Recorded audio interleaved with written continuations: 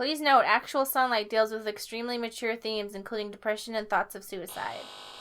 Player discretion is strongly advised, and this game is not appropriate for players under age of 18.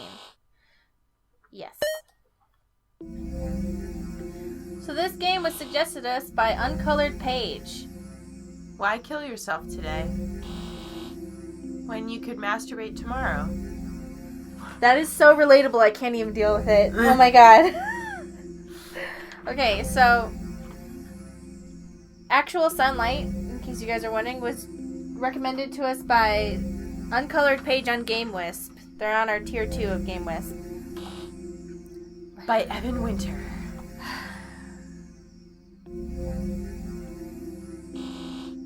I know what you're thinking. Why I keep getting up, day in and day out, even though your life is going nowhere. Do people just want us to play the most depressing games ever until we can't deal with our lives anymore? It's like they saw us cry once and now they're just like, let's make them cry again! No raises, no promotions, no hope, no future, and let's face it, no love.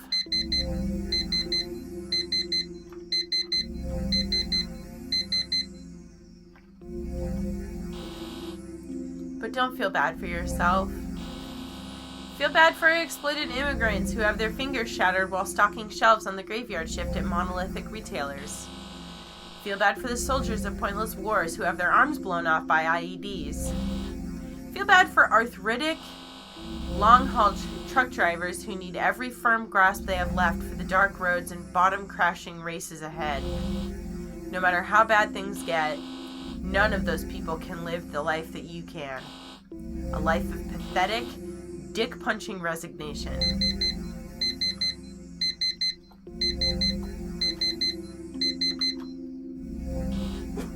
You are lucky. You have food.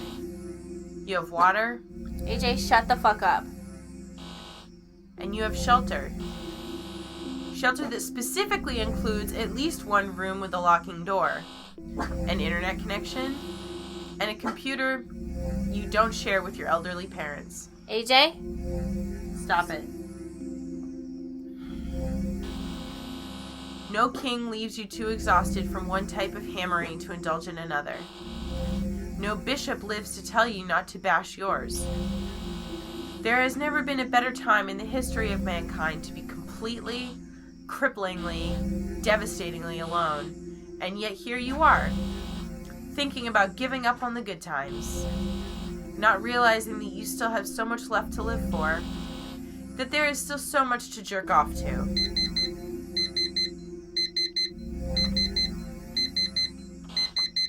After all, the world is alive. Alive with people as fat, shallow, and broken as you are. Alive with beautiful women that have been lied to all their lives, who get on buses bound for your pornography.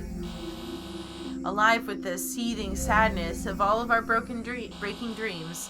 And I hope that you read these words and realize that there is still so much inside of you, just waiting to come out. This doesn't make me feel better. I don't think it's supposed to. Okay. I hope you promise yourself to live to see the day that you truly fall in love at first sight. Lock your eyes onto a look you've waited a lifetime to see. That doesn't happen. Hit the pause button, take a deep breath, and know what it would be like to be wanted, even if it isn't for the right reasons, by anybody. If only for a moment. So this reminds me of, like, internal dialogue that you hear when you're depressed. That you think to yourself, like, oh, I don't have a right to be depressed because all these people have it so much worse than I do. Like, why? Yeah. You know? Patient transcript, Evan Winter. Doctor, why did you set your alarm clock for 5 a.m. every morning even though you would never get up for it? Why hit snooze for 2 hours? I wanted to start exercising. I mean, look at me. I had to. Then why didn't you? I don't know. I guess the night before, you feel like tomorrow will be different. Every night you think tomorrow is the day you're going to do it. Start exercising? Start everything.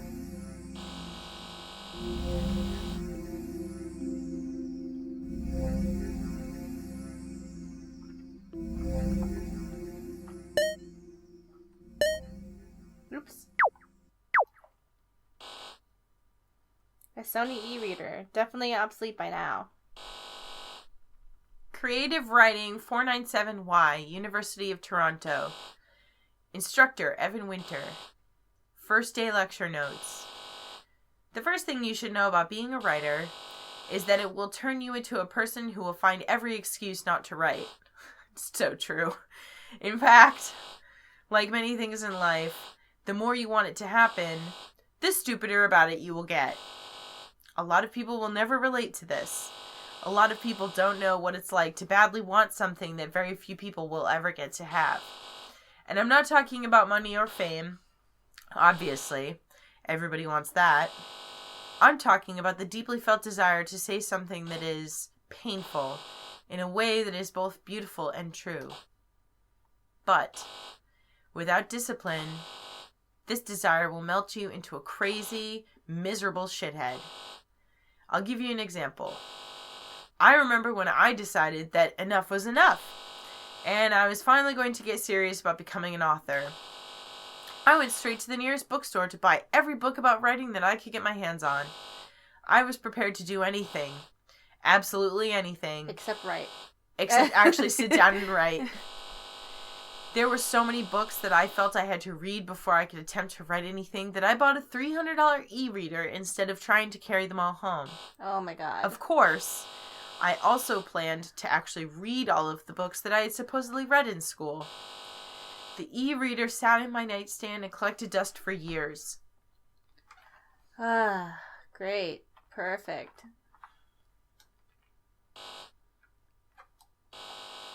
Review, A. Wake, The Something Awful Forums. Oh my god! The Something Awful Forums, okay. By Red Winter 47. Somebody was mad at me that I followed a parody account that made fun of the Something Awful Forums because they thought that the parody account was a real account. Oh my god. And I was like, no, it's Why not. do you follow somebody that says that? It's a parody. It's a parody. It's not real. Like, Anything they take quotes from the Something Awful forum, post them because they're so ridiculous and wrong. Yeah.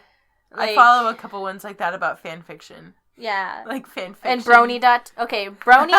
Brony.text, Goons.text, and like MRA.text. Like, oh, those are like so good. Or like the one that's like, I don't need feminism. Oh, and every time they find a new way. Moms.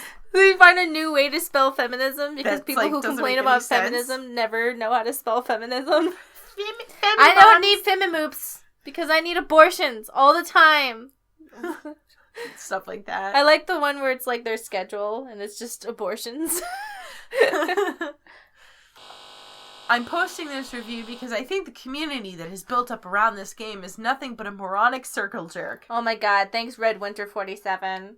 God, this feels already like a Something Awful post. People have taken the fact that it has some false sliver of artistic credibility and blown it out to ridiculousness as a way of feeling better about something that we all know is true about video games.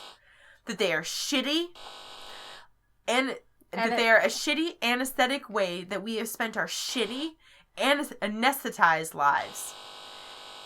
It is not great that the game has 10 different endings that require over 100 hours of average playtime to see.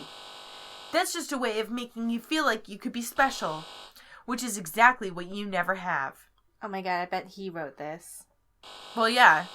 It is not romantic that the game deals with broad themes of loneliness and despair.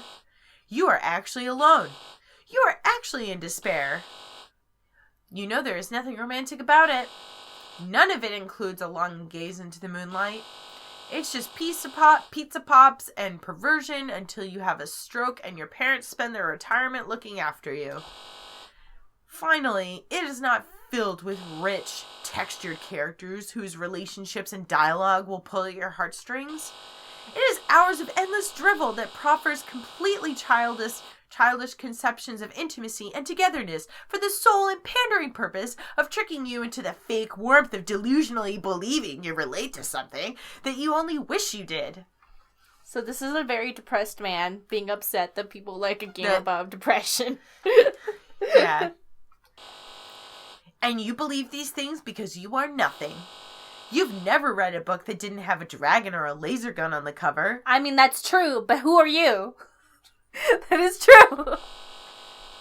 You live in a filthy dark room with a laptop and a soda-stained mousepad. And you play Awake not because it is about human beings, but because you desperately wish you were a human being in the first place. But you're not. You're not the hero. You are the monster. User was banned for this post. Reason. Too long didn't read. That's, I guess, something awful. The mods ban people for really ridiculous reasons just because you're like, okay, you're being a weirdo. Yeah, because, like... Oh.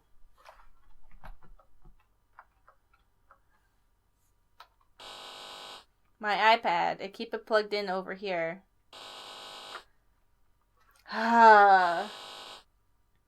Welcome back, ladies and gentlemen. We're talking to author and comedian Evan Winter about his breakout success.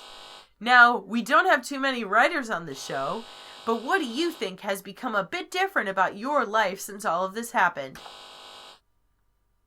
Well, I used to sleep with an iPad. What exactly do you mean by sleep with? Oh, no. Please, God, tell me he didn't. As in, you would hold it close? Well, it wasn't that intimate, but spreading out with it was definitely the only reason I actually needed a queen-size bed. Right. So now you would presumably sleep with women? Yes. Women. Definitely women. I mean, not every night, but... A normal amount, a regular amount. Exactly. I'm a normal person now, and I'm good with that. You know, you sound like you're already married. I would love to get married. Marriage works. People always seem to think I wouldn't be up for it, but I totally am. Maybe it was all that sleeping with an iPad.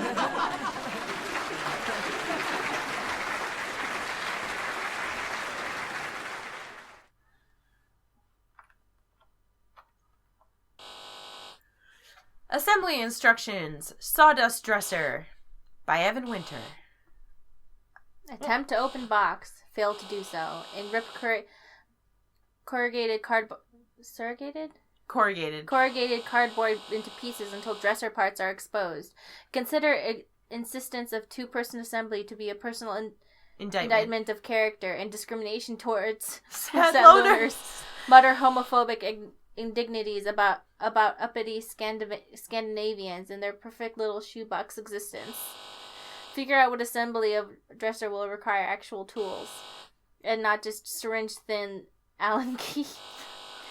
Run downstairs to convenience store that thrives on overpriced sundries for emasculate condominium man children. Buy knockoff Chinese screwdrivers for 3 times normal retail price. Assemble dresser. Periodically stopping to drink alone and stretch out rear-aggravated lower back injuries. Screw up assembly at the very end such that dresser looks completely fine, but drawers are fixed in place and do not actually open.